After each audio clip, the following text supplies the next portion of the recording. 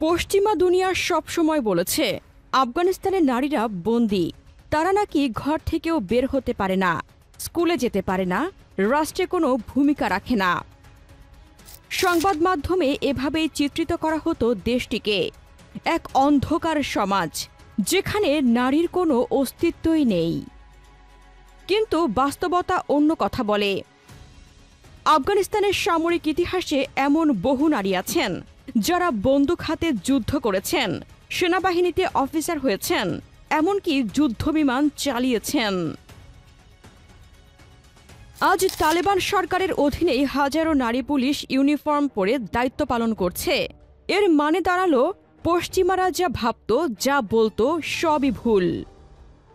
আফগান নারীরা প্রমাণ করেছে তারা শুধু ঘরের ভেতরে নয়, দেশের গঠন ও প্রতিরক্ষাতেও সমান ভূমিকা রাখতে পারে। আর এই বাস্তবতা দেখে গোটা বিশ্ব হতবাক।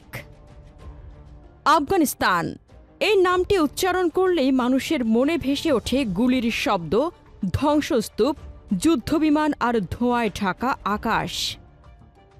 গত 4 দশক ধরে দেশটি একের পর এক যুদ্ধ, দখলদারিত্ব আর রাজনৈতিক টানাপোড়েনের মধ্যে দিয়ে যাচ্ছে। এ লড়াইয়ের সবচেয়ে বেশি ক্ষতিগ্রস্ত হয়েছে নারীরা।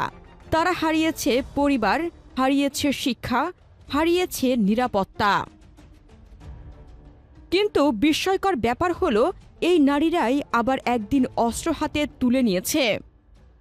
তারা কেবল ভুক্তভোগী নয়, তারা হয়েছে প্রতিরক্ষার ঢাল, সেনাবাহিনীর সদস্য, এমনকি যুদ্ধবিমান চালক। আর ঠিক সেই মুহূর্তেই বিশ্ব হতবাক হয়ে গেছে। কারণ পশ্চিমারা যেটা সবসময় বলতো আফগান নারীরা বন্দী, তারা পড়াশোনা করতে পারে না, বাইরে যেতে পারে না, বাস্তবতা তার উল্টো প্রমাণ হাজির করেছে। আফগান নারীর সামরিক ইতিহাস নতুন নয়। জহির শাহ থেকে শুরু করে ডক্টর নাজিব পর্যন্ত আফগানিস্তানের বিভিন্ন সময়ে নারীরা সেনাবাহিনীতে ভূমিকা রেখেছে। তারা ছিলেন চিকিৎসা বিভাগে, যোগাযোগ ইউনিটে, এমনকি প্যারেড গ্রাউন্ডে। যখন সোভিয়েত লাল বাহিনী আফগানিস্তানে হামলা চালায়, তখন হাজারো পুরুষ মুজাহিদিন যুদ্ধে ঝাঁপিয়ে পড়ে। কিন্তু একই সাথে অসংখ্য নারীও পরিবার রক্ষার জন্য অস্ত্র তুলে নেয়। তারা শুধু পেছনে থেকে রান্না বা সেবা দেননি, অনেকে সরাসরি লড়াই করেছেন।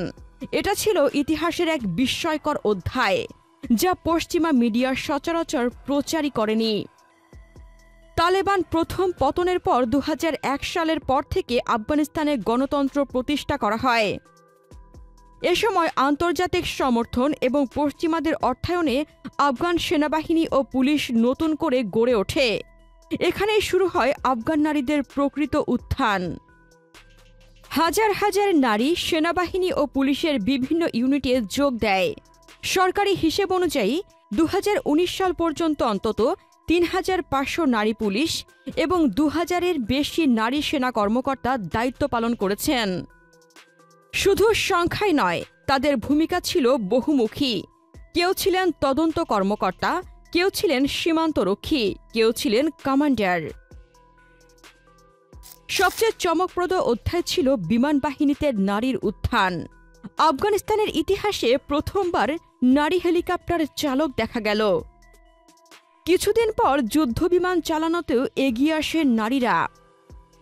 এক তরুণ পাইলট যখন কাবুলের আকাশে যুদ্ধবিমান চালালেন, তখন আন্তর্জাতিক সংবাদ মাধ্যমের শিরোনাম হয়, আফগানিস্তানের নতুন ইতিহাস রচিত।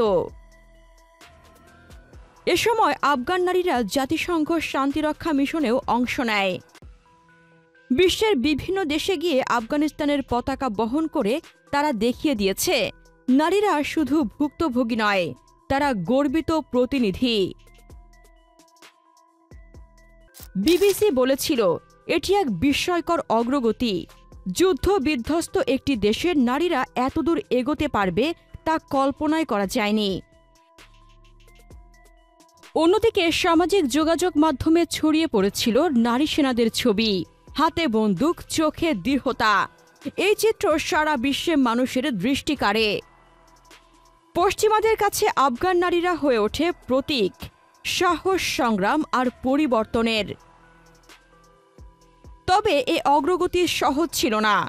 আফগান নারীদের প্রতিটি পদক্ষেপ ছিল চ্যালেঞ্জে ভরা। প্রথমত, তাদের শারীরিক ও মানসিকভাবে দ্বিগুণ পরিশ্রম করতে হয়েছে। পুরুষ সহকর্মীদের মতোই কঠোর প্রশিক্ষণ, অস্ত্রচালনা, দীর্ঘ টহল সবকিছুতে সমান অংশ নিতে হয়েছে। কিন্তু একই সঙ্গে সমাজের চাপও সামলাতে হয়েছে। নারী হয়ে কেন সেনাবাহিনীতে? এই প্রশ্ন তাদের প্রতিদিন শুনতে হয়েছে। দ্বিতীয়ত, রক্ষণশীল সমাজ সবসময়ই নারীদের সেনাবাহিনীতে যোগ দেওয়াকে ভালো চোখে দেখেনি। অনেক পরিবার তাদের মেয়েকে বাইরে পাঠাতে অস্বীকৃতি জানিয়েছে। তৃতীয়ত, রাজনৈতিক অস্থিরতায় বহু নারী সেনা বা পুলিশ গৃহবন্দী হয়ে পড়েছেন। সরকার বদলালেই তাদের অবস্থান সংকটের মুখে পড়েছে। তবুও আফগান নারীরা হাল ছাড়েনি। তারা প্রতিকূলতাকে জয় করে প্রমাণ করেছে দেশপ্রেমে নারীরাও সমান দৃঢ়। 2001 সালে তালেবান ক্ষমতায় ফিরে এলো। সঙ্গে সঙ্গে পশ্চিমারা আবার সমালোচনা শুরু করল। এবার আফগান নারীদের সব শেষ। সত্যি বলতে মেয়েদের স্কুল ও বিশ্ববিদ্যালয়ে যাওয়ার সুযোগ সীমিত হলো। অনেক জায়গায় নারীদের চাকরির পথ বন্ধ হয়ে গেল। কিন্তু একই সঙ্গে তালেবান সরকার ঘোষণা দিল স্বরাষ্ট্র মন্ত্রণালয়ের 2000 নারী পুলিশ কাজ করছে। তারা বলল এই নারীরা ইসলামী পোশাকে দায়িত্ব পালন করছেন। এমনকি মন্ত্রী পর্যায়ের কর্মকর্তারা প্রকাশ্যে বললেন নারী পুলিশ রাষ্ট্রের জন্য অপরিহার্য। এখানে পশ্চিমাদের বক্তব্য ও বাস্তবতার মধ্যে ফারাক তৈরি হলো। কারণ যাদের বলা হচ্ছিল তাদের কোনো ভূমিকা নেই, তারাই পুলিশ ইউনিফর্ম পরে দেশের আইনশৃঙ্খলা রক্ষার কাজ করছে। একদিকে তারা সমালোচনা করছে মেয়েদের স্কুল বন্ধ কেন, অন্যদিকে তারা মেনে নিচ্ছে আফগান নারীরা সেনাবাহিনী ও পুলিশের মাধ্যমে নতুন ইতিহাস লিখছে। জাতিসংঘের এক প্রতিনিধি বলেছিলেন, আমরা নারীদের সেনাবাহিনীতে দেখতে পেয়ে বিস্মিত।